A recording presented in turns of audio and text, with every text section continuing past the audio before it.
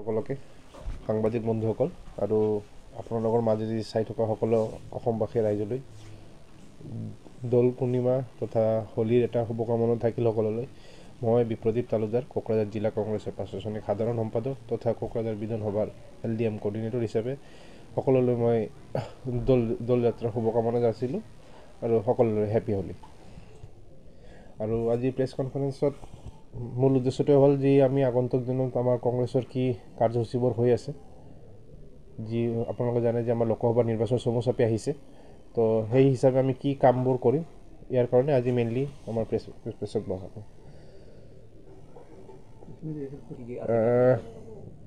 আজিতো কালিৰ পৰা আমাৰ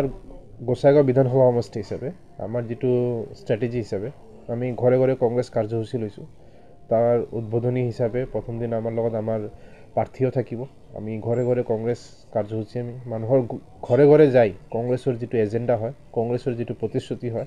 কংগ্ৰেছৰ গেৰাণ্টি কাৰ্ড মানুহৰ হাতত তুলি দিম আৰু মানুহৰ ৰাইজলৈ আমি ভোটৰ যি কাম মানে ক'ব গ'লে ভোট ভিক্ষা আমি কৰিম। কাৰণ এইবাৰ আমাৰ এটা বিশ্বাস যে কোকৰাঝাৰ তথা BTC-বাসী ৰাইজে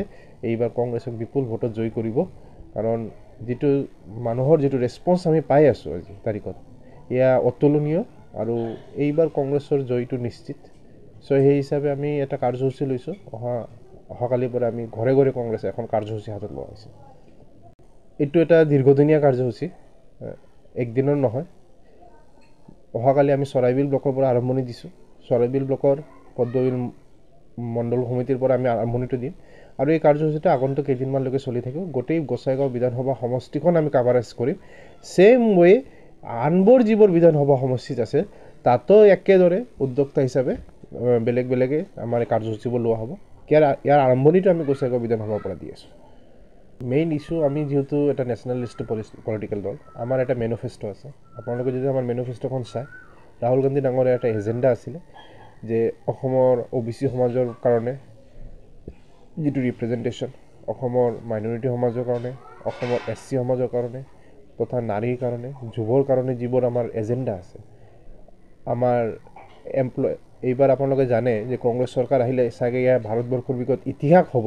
যে পোনপ্ৰথমভাৱে ৰাইট টু এমপ্লয়মেণ্ট এক্ট হ'ব। এয়া মোৰ জানামতেতো কোনোখন দেশতে এনেকুৱা নাই। এমপ্লয়মেণ্ট পোৱাটো আইনগতভাৱে এমপ্লয়মেণ্ট দিয়া চৰকাৰৰ কাৰণে বাধ্যতামূলক কৰিব। এই আইন কংগ্ৰেছ আহিলে পাছ হ'ব পাৰে, যাৰ আণ্ডাৰত প্ৰতিখন নৱযুৱকক যিসকলে পঢ়া শুনা কৰি আজিৰ তাৰিখত আনএমপ্লয়ড হৈ আছে, এওঁলোকৰ কাৰণে এমপ্লয়মেণ্ট ৰাইটৰ আণ্ডাৰত তেওঁলোকক বাধ্যতামূলকভাৱে ইণ্টাৰ্ণশ্বিপ কৰাব আৰু তাৰ লগে তেওঁলোকৰ যিটো ষ্টাইপেণ্ড হয় এইটোও প্ৰভাইড কৰা হ'ব। চ' কংগ্ৰেছৰ যিবোৰ মানে দেশখন টোটেলি পৰিৱৰ্তন কৰিবলগীয়া যিবোৰ কাৰ্যসূচী আছে, এই এজেণ্ডাবোৰ যাতে আমি মানুহৰ ওচৰলৈ লৈ যাব পাৰোঁ, ইয়াৰ কাৰণে আমি ঘৰে ঘৰে কংগ্ৰেছ কাৰ্যসূচী হাতত লৈছোঁ। চাওক, হোলী হ'ল ৰঙৰ উৎসৱ। মানুহৰ মনটো, মানুহৰ জীৱনটো যাতে ৰঙীন হৈ উঠে, ইয়াৰ মাজেদি মানুহে যাতে হাঁহিৰে মানে আনন্দৰে জীৱনবোৰ কটাব পাৰে, ইয়াৰ কাৰণে আমি হোলী উৎসৱটো পালন কৰোঁ। তো আমাৰো বাৰ্তা একখন, ভাৰতবৰ্ষত যাতে আগন্তুক দিনত সকলো মানুহে শান্তিৰে সুখেৰে থাকিব পাৰে, ইয়াৰ বাবে কি কৰিব লাগে। আৰু ইয়াৰ কাৰণে আজিৰ তাৰিখত আটাইতকৈ যিটো ডাঙৰ প্ৰয়োজনীয় হৈ আছে, এয়া হ'ল বৰ্তমান চৰকাৰখন পৰিৱৰ্তন। বৰ্তমান চৰকাৰৰ আমলত যি ধৰণে স্বৈৰাচাৰী এটা ডিক্টেটৰশ্বিপ শাসন ব্যৱস্থা আৰম্ভ কৰিলে, ইয়াক পৰিৱৰ্তন নকৰিলে আগন্তুক দিনত ভাৰতবৰ্ষৰ মানুহৰ যে কি দুৰৱস্থা হ'ব পাৰে, সেয়াই আমাৰ মূল এজেণ্ডা থাকে, উদ্দেশ্য আছে যে মানুহৰ মাজলৈ যাই আমি এই কথাটো পहुঁচাই দিব লাগে যে ডিক্টেটৰশ্বিপ ভাৰ্চেছ ডেমক্ৰেচি। আজিৰ তাৰিখত একফালে আছে বিজেপিৰ ৰুলিং ডিক্টেটৰশ্বিপ শাসন ব্যৱস্থা, অন্যফালে আছে কংগ্ৰেছৰ অধীনত থকা গণতান্ত্ৰিক শাসন ব্যৱস্থা, য'ত সকলোবোৰ মানুহৰ বাক স্বাধীনতা, সকলোবোৰ মানুহৰ যিটো মানসিক স্বাধীনতা থাকিব। তো মানুহে চুজ কৰিব লাগিব এইবাৰ কাক চুজ কৰিব, দে ওৱান ডিক্টেটৰশ্বিপ অৰ দে ওৱান ডেমক্ৰেচি। ভাৰতবৰ্ষ অঘোষিত ইমাৰ্জেঞ্চি চলি আছে। 1975 চনত কয় যে কংগ্ৰেছে ইমাৰ্জেঞ্চি লগাইছিল, হয় সেই সময়ত এটা পৰিস্থিতি সাপেক্ষে এইটো হৈছিল, কিন্তু ভাৰতবৰ্ষৰ আজিৰ তাৰিখত এখন অঘোষিত ইমাৰ্জেঞ্চি ব্যৱস্থা চলি আছে। আপোনালোকে চাই যিবোৰ নেতাই বিৰোধী ৰাজনীতি কৰি আছে, এওঁলোকক হয় পুলিচ, হয় ED, হয় CBI কিবা নহয় কিবা এটা লগাই কিনে তেওঁলোকক হাৰাশাস্তি কৰি কিনে তেওঁলোকৰ দললৈ লৈ যাব পাৰে মুখ্যমন্ত্ৰী ডাঙৰীয়ে অপেন ষ্টেটমেণ্ট দিয়ে কংগ্ৰেছত ভোট দি জিকাই লাভ নাই কাৰণ এওঁলোকে বিজেপিয়ে আহি যাব কিয় আহিব কংগ্ৰেছৰ নেতা যদি জয়ী হয় বিজেপিলৈ কিয় যাব তাৰমানে এওঁলোকে নিশ্চয় কিবা প্ৰলোভন দিব তেওঁলোকৰ হোৱাট ইজ দিয়াৰ চ'ৰ্চ অফ ইনকাম এখন সৰু সৰু কোম্পানীৰ পৰা ইলেক্ট্ৰল বণ্ডৰ যিটো স্কেম আপোনালোকে চালোঁ সৰু কোম্পানীৰ পৰা কিমান হাজাৰ হাজাৰ কোটি টকা চান্দা বিজেপি লৈ গৈছে আজিৰ তাৰিখত তেওঁলোকে এইটো ৰিভিল কৰিবলৈ ইচ্ছুক নহয় কিয় নহয় আটাইতকৈ যদি ভ্ৰষ্টাচাৰ কোনোখন চৰকাৰৰ আমলত হৈছে এয়া হ'ল বিজেপি চৰকাৰৰ আমলত কিন্তু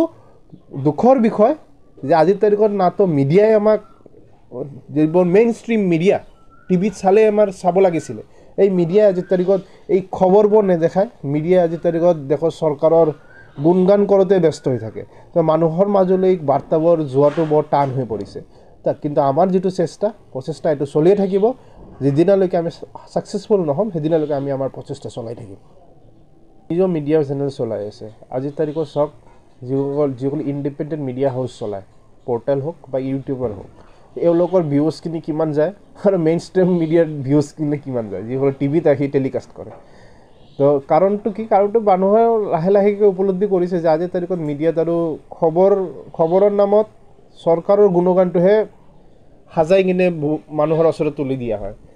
যাৰ ফলে এনেকুৱা হৈছে আজিৰ তাৰিখত আপোনালোকে মই এটা বিশেষ উদাহৰণ দিওঁ হিটলাৰৰ শাসন ব্যৱস্থা ইতিহাসত যেতিয়া পঢ়িছিলোঁ আমি সেই সময়ত হিটলাৰে প্ৰথম যিটো কাম কৰিছিলে প্ৰচাৰতন্ত্ৰৰ ওপৰত কব্জা কৰিছিলে যাতে মানুহৰ মাজত সঁচা কথাটো গুচি যাব নোৱাৰে আজিৰ তাৰিখত ভাৰতবৰ্ষত একেখন ফৰ্মুলাৰে চলি আছে তাৰমানে এটা কথা আছে না হিষ্ট্ৰী ৰিপিট হৈ আছে এই শাসন ব্যৱস্থা এই স্বৈৰাচাৰী শাসন ব্যৱস্থা আকৌ আহি আছে কিন্তু কথা আছে না হিষ্ট্ৰী ৰিপিট ইটছেল্ফ স্বৈৰাচাৰী শাসন ব্যৱস্থা যদি মানুহৰ মনটো মানুহৰ জীৱনটো যাতে ৰঙীন হৈ উঠে ইয়াৰ মাজেদি মানুহে যাতে হাঁহিৰে মানে আনন্দৰে জীৱনবোৰ কটাব পাৰে ইয়াৰ কাৰণে আমি হোলী উৎসৱটো পালন কৰোঁ তো আমাৰো বাৰ্তা একো ভাৰতবৰ্ষত যাতে আগন্তুক দিনত সকলো মানুহে শান্তিৰে সুখেৰে থাকিব পাৰে ইয়াৰ বাবে কি কৰিব লাগে আৰু ইয়াৰ কাৰণে আজিৰ তাৰিখত আটাইতকৈ যিটো ডাঙৰ প্ৰয়োজনীয় হৈ আছে এয়া হ'ল বৰ্তমান চৰকাৰখন পৰিৱৰ্তন বৰ্তমান চৰকাৰৰ আমলত যি ধৰণে স্বৈৰাচাৰী এটা ডিক্টেটৰশ্বিপ শাসন ব্যৱস্থা আৰম্ভ কৰিলে ইয়াক পৰিৱৰ্তন নকৰালে আগন্তুক দিনত ভাৰতবৰ্ষৰ মানুহৰ যে কি দুৰৱস্থা হ'ব পাৰে সেয়াই আমাৰ মূল এজেণ্ডা থাকে উদ্দেশ্য আছে যে মানুহৰ মাজলৈ যাই আমি এই কথাটো পৌঁছাই দিব লাগে যে ডিক্টেটৰশ্বিপ ভাৰ্চেছ ডেমক্ৰেচি আজিৰ তাৰিখত একফালে আছে বিজেপিৰ ৰুলিং ডিক্টেটৰশ্বিপ শাসন ব্যৱস্থা অন্যফালে আছে কংগ্ৰেছৰ অধীনত থকা গণতান্ত্ৰিক শাসন ব্যৱস্থা য'ত সকলোবোৰ মানুহৰ বাক স্বাধীনতা সকলোবোৰ মানুহৰ যিটো মানসিক স্বাধীনতা থাকিব তো মানুহে চুজ কৰিব লাগিব এইবাৰ কাক চুজ কৰিব দে ওৱান ডিক্টেটৰশ্বিপ অৰ দে ওৱান ডেমক্ৰেচি ভাৰতবৰ্ষ অঘোষিত ইমাৰ্জেঞ্চি চলি আছে 1975 চনত কয় যে কংগ্ৰেছে ইমাৰ্জেঞ্চি লগাইছিল হয় সেই সময়ত এটা পৰিস্থিতি সাপেক্ষে এইটো হৈছিল কিন্তু ভাৰতবৰ্ষৰ আজিৰ তাৰিখত এখন অঘোষিত ইমাৰ্জেঞ্চি ব্যৱস্থা চলি আছে আপোনালোকে চাই যিবোৰ নেতাই বিৰোধী ৰাজনীতি কৰি আছে এওঁলোকক হয় পুলিচ হয় ইডি হয় CBI কিবা নহয় কিবা এটা লগাই কিনে তেওঁলোকক হাৰাশাস্তি কৰি কিনে তেওঁলোকৰ দললৈ লৈ যাব পাৰে মুখ্যমন্ত্ৰী ডাঙৰীয়ে অপেন ষ্টেটমেণ্ট দিয়ে কংগ্ৰেছত ভোট দি জিকাই লাভ নাই কাৰণ এওঁলোকে বিজেপিয়ে আহি যাব কিয় আহিব কংগ্ৰেছৰ নেতা যদি জয়ী হয় বিজেপিলৈ কিয় যাব তাৰমানে এওঁলোকে নিশ্চয় কিবা প্ৰলোভন দিব তেওঁলোকৰ হোৱাট ইজ দিয়াৰ চ'ৰ্চ অফ ইনকাম এখন সৰু কোম্পানীৰ পৰা ইলেক্ট্ৰল বণ্ডৰ যিটো স্কেম আপোনালোকে চালোঁ সৰু কোম্পানীৰ পৰা কিমান হাজাৰ হাজাৰ কোটি টকা চান্দা বিজেপি লৈ গৈছে আজিৰ তাৰিখত তেওঁলোকে এইটো ৰিভিল কৰিবলৈ ইচ্ছুক নহয় কিয় নহয় আটাইতকৈ যদি ভ্ৰষ্টাচাৰ কোনোখন চৰকাৰৰ আমলত হৈছে এয়া হ'ল বিজেপি চৰকাৰৰ আমলত কিন্তু দুখৰ বিষয় যে আজিৰ তাৰিখত নাতো মিডিয়াই আমাক যিবোৰ মেইন ষ্ট্ৰীম মিডিয়া টিভিত চালে আমাৰ চাব লাগিছিলে এই মিডিয়াই আজিৰ তাৰিখত এই খবৰবোৰ নেদেখায় মিডিয়াই আজিৰ তাৰিখত দেশৰ চৰকাৰৰ গুণগান কৰোঁতে ব্যস্ত হৈ থাকে তো মানুহৰ মাজলৈ বাৰ্তাবোৰ যোৱাটো বৰ টান হৈ পৰিছে কিন্তু আমাৰ যিটো প্ৰচেষ্টা এইটো চলিয়ে থাকিব যেদিনালৈকে আমি ছাকচেছফুল নহ'ম সেইদিনালৈকে আমি আমাৰ প্ৰচেষ্টা চলাই থাকিম মিডিয়া চেনেল চলাই আছে আজিৰ তাৰিখত চাওক